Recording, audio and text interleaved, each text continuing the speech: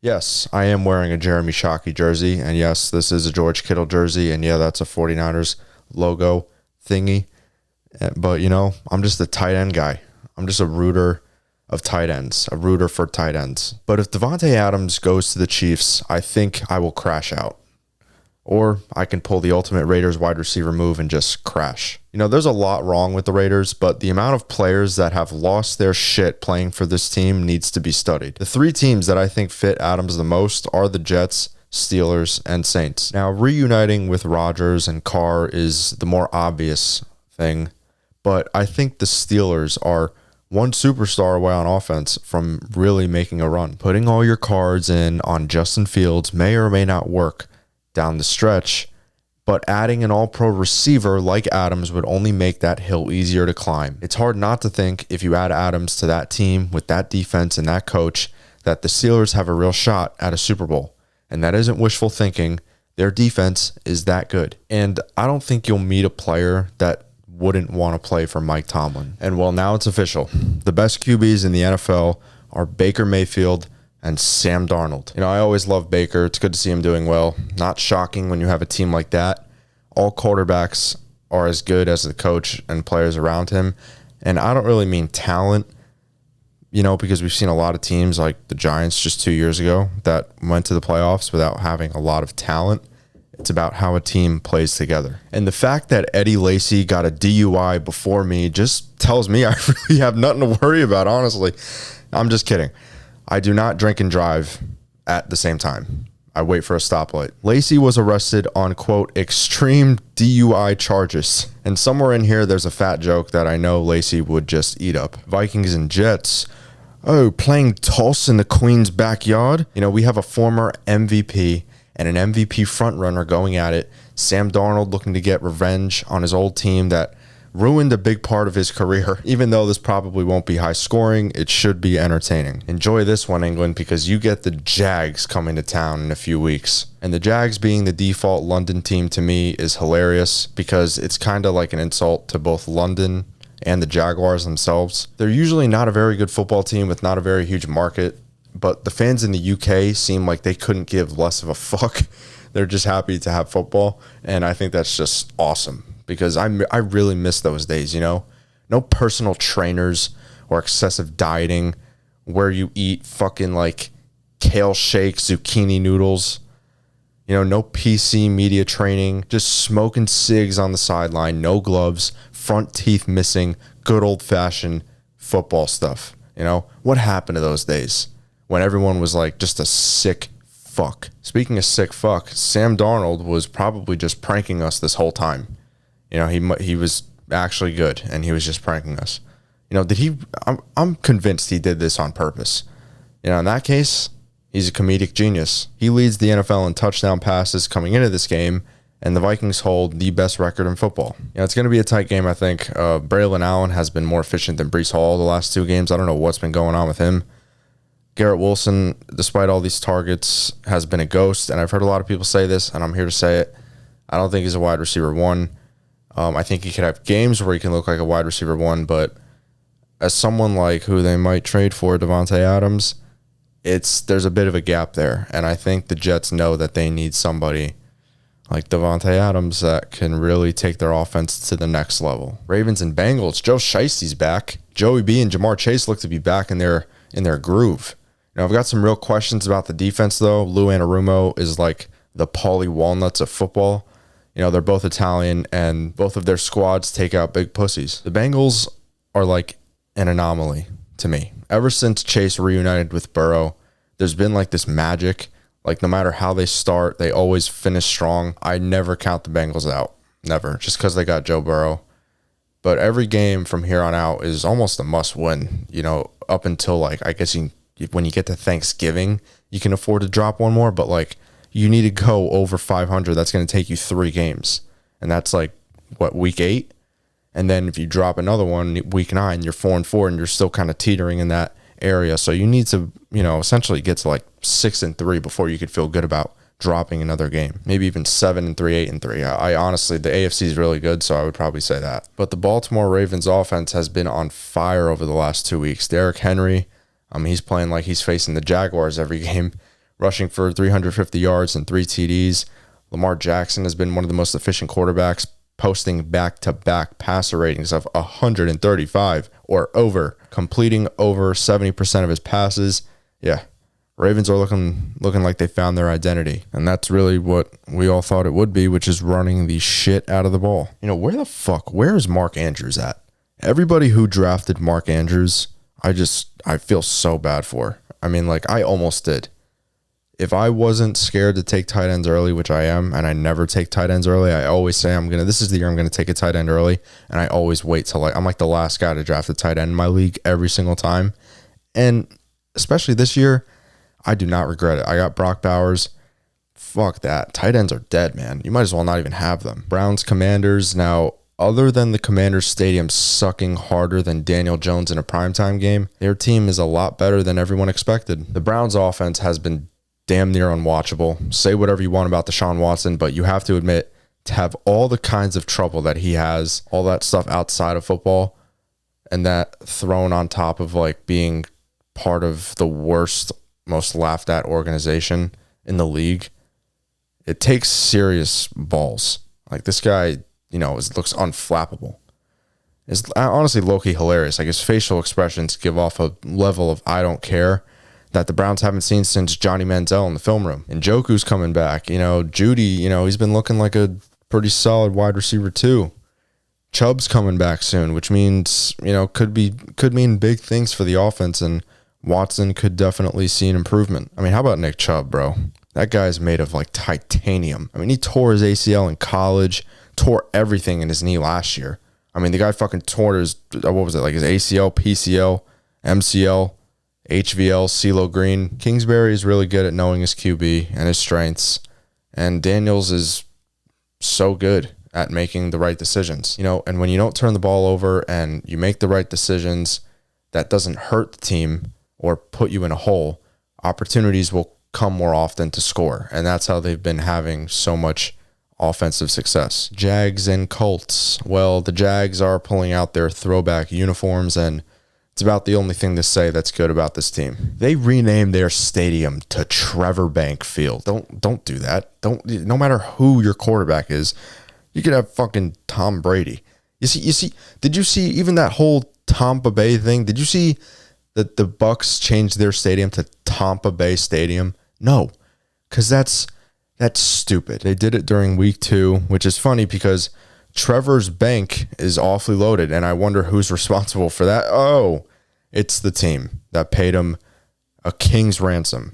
Trevor Lawrence, I still believe in him, but my God, is he putting up some of the least impressive numbers this season. And that's saying a lot, as offenses have sucked dick all the way to your sister's college dorm at Arizona State. And I know there's at least one of you out there that unfortunately related to that. But Brian Thomas, the rookie, has been a bright spot. He's got a bright future, I feel like. Really good player. Evan Ingram is close to a return. He was limited in practice this week and has a real chance of suiting up. So I believe Trevor Lawrence against this shaky Colts defense might have a good game and get the bags. Well, maybe get his bags packing out of Jacksonville pretty soon, probably, if you know what I'm saying. I believe him and Doug Peterson are too good of a coach and quarterback duo, even though it may not look like it right now. I feel like they're too good to not turn this around in some way. And I tried to ignore the fact that Anthony Richardson's own coach tried to kill him last week after he came out with an injury, said, yeah, I'm good, and then proceeded to go back in just for his coach to call a read option and for him to get hurt again. And I don't know why they did that or who made that decision. Probably Shane Steichen, but it was just bizarre to me. And despite that, AR-15 is ready to air that shit out after logging in limited practices this week, meaning we will unfortunately not be able to see a 2024 Joe Flacco Linsanity run. That is until Richardson finds another way to hurt himself. The Colts are okay.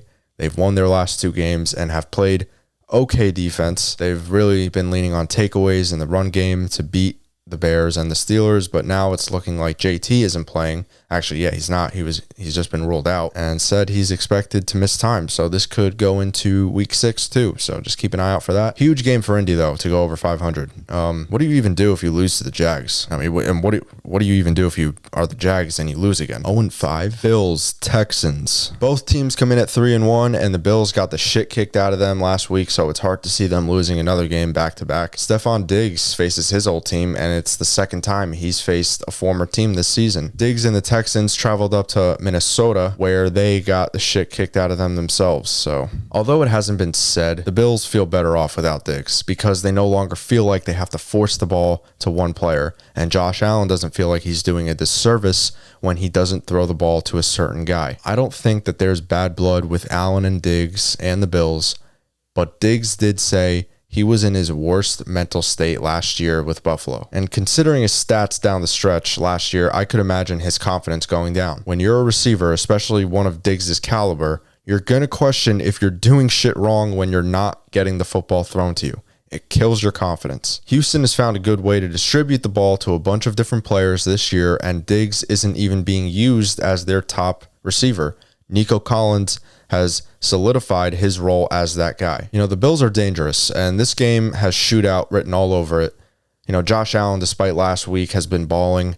James Cook, despite last week, has been balling. Pretty much every unit on the Bills, despite last week, has been playing really good. You know, that Ravens game, that's not who the Bills are, and they know that. Raiders, Broncos. You know, the thing I still can't fathom is that one of these teams is going to be 3-2 by the end of this game. It's the clash of the Southern boys, Gardner Minshew and Bo Nix. Both offenses have been lackluster, to say the least. So I do believe that this game will be a defensive battle with very little splash plays. If I had to bet my money, I would say the Raiders would pull out the dub because the Broncos having a winning record at this point, or any point in the season, just makes me want to throw up everywhere. You know, the Raiders actually have a lot of talent on their team. I think the one thing holding them back is a lack of a solid run game, and that just makes Minshew have to do everything. All the pressure is on him. You know, the amount of quarterbacks that the Broncos have gone through since Peyton Manning is nothing short of hilarious.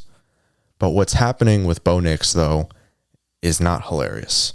It's serious, okay?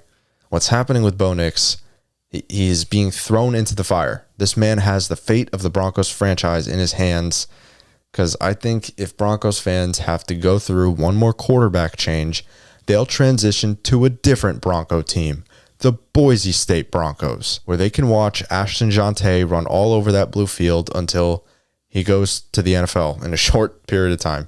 I don't even know if I said that guy's name right, but he is a beast. The guy has, I'm recording this on Friday night, and as of right now, he has 13 touchdowns in 4 games. But seriously, Bo Nix has been going through what a lot of rookies go through. He's just been experiencing growing pains. And Javonte Williams, it seems like he couldn't give less of a fuck, as he can't gain more than 1 yard on a run if the defense cleared the way and rolled out a fucking red carpet for him. However, I will say this, last week he looked pretty good against the Jets. He gained 77 yards on the ground, and that was by far his best game of the season. That's what Denver is going to have to do in these tight games, run the ball, and I feel like they have been trying to make it easier for Bo Nix. So the defense is playing good, and sooner or later, the offense won't suck. Just give it time. And the Raiders' 2 wins have come at the hands of God himself, as Gardner Minshew channeled his inner Patrick Mahomes against the 49ers, coming back down 10 against Baltimore, and then proceeded to beat the Browns without Davante Adams or Max Crosby. So their wins have been a bit lucky, but sometimes it's better to be lucky than good. You know, the Chiefs can tell you all about that. Cardinals, Niners. Now, this will be the hottest game in Levi's Stadium history. It's supposed to reach a high of 95 degrees on Sunday in Santa Clara.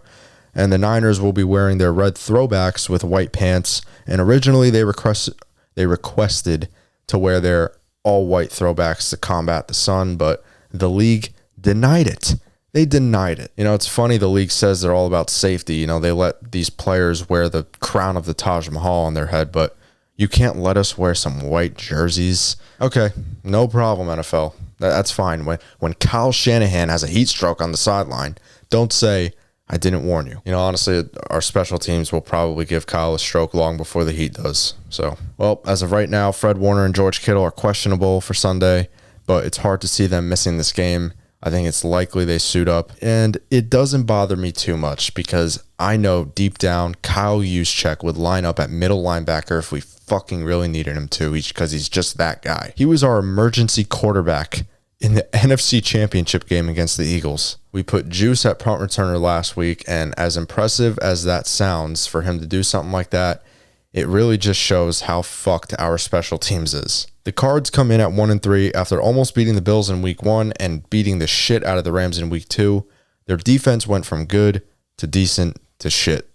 If their run defense looks anything like it did last week, even CMC could suit up and not have to worry about tearing his Achilles because ain't nobody touching that guy. And I don't know what's scarier, the fact that the 49ers might have 2 RB1s or the fact that Black Ops 6 comes out October 26th, meaning Kyler Murray's fall off is inevitable. In fact, if you just look up Black Ops 6, they have a countdown on Google.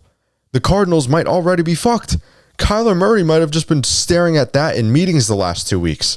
However, there's still something that needs to be explained, and that is how in God's name is 49ers writer Grant Cohen allowed to just watch the team while they change? What the fuck is that tweet? How is that real? That's the greatest tweet I've ever seen. Oh yeah, my bad, Grant. Let me answer your question with just my jock strap on. You know, better yet, let me pull it down for you so you can use it in your next article when we blow another 10-point lead and you could say it's because we didn't have the balls for it. I don't think anyone takes Grant serious, and he does it to himself no matter how much he feeds off of people talking about him. To each their own, man. It is what it is, but my God. You know, in true Italian form, if I give advice, I will tell you, but fuck do I know, just in case I ruin your life. So with this, I will tell you, 49ers, put Diddy Cohen in at punt returner and see how he likes it when nobody blocks for him. But fuck do I know. 2 former coach mates in Sean McVay and Matt LaFleur going at it for the 5th time, and McVay has never beaten LaFleur. It's going to be hard without Cooper Kupp and Puka Nacua, but fear not, because as long as Matthew Stafford has his arm and his brain, nothing is out of reach in this game. Kupp and Nakua's absence, though, has put this team in a hole. McVay really can't run the offense that he wants without them. You know, even though Jordan Whittington and Tyler Johnson, Tutu Atwell, Demarcus Robinson, all these guys stepping up, and they have been okay. It's a different offense with Kupp and Nacua. It just is, 100%. Cooper Kupp looked like he was all the way back to his 2021 self. But it's going to be hard to climb out of this hole. I mean, they really need this game. They really need this game. Jaden Reed is a beast. I liked him coming out of Michigan State. I thought he was a playmaker then. He's a playmaker now. And he's turning into the true wide receiver 1 for them. And the Rams lately have been really great at drafting defensive players. Braden Fisk, Jared Verse, Kobe Turner, Byron Young, Kobe Durant. They've been all really important pieces to that Rams defense. So props to Sean McVay and the staff and Les Snead. The Rams, though, are so banged up that they're down to 3 cornerbacks on the depth chart. But the Packers will be down Christian Watson and Romeo Doubs in all likelihood. So expect a lot of work for Jaden Reed and Dontavian Wicks. And Green Bay should win this game. They're really good. And when they get healthy, which will happen real soon, they can get hot like they did last year. And I wouldn't be surprised if, they go on a winning streak sooner rather than later, because that team is really talented, like really, really talented. And they're really well coached. I think despite the way that they finished last year, really impressive, I still think that they're not getting talked about as much as they should be because of the injuries and because of, Jordan Love and going down and 2-2. I get it. But Giants and Seahawks now, Malik Neighbors is out, so that basically means the Giants lost. If anything, their offense will not have as many options as they would with Malik Neighbors in the lineup. Devin Singletary is also expected to miss this game, but with his fumbling issues, that might be a blessing in disguise for the Giants. So that means rookie Tyrone Tracy will get a good amount of the touches along with Eric Gray. Seahawks defense and Mike Mack definitely not happy with their performance at Detroit last week, and he had all the time in the world due to injuries to the pass rushers of Seattle. But Boye Mafe and Uchenna Nwosu will likely be full go for Sunday, so that should give them a boost, and it could be a long, long day for Danny Dimes. Kenneth Walker and Sharby look like a great duo. You know, Seattle really has everything you can ask for in a football team. Vet quarterback that makes the right decisions. Great running back duo, great wide receiver trio, good O-line, good pass rush, 2 elite corners, versatile DBs. You know, they are 3-1, but for some reason it feels like it's an unconvincing 3-1.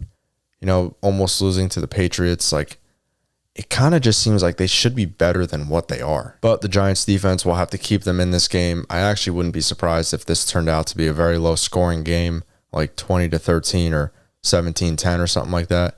Shouldn't be a blowout, but you never know. We'll see. I'm not covering the Sunday Night Football or Monday Night Football games because I'm shot and I didn't get time to write it, but I will be covering it in next week's episode for the Week 5 recap, so that should be good. As always, gabagool, bada bing, baba booey.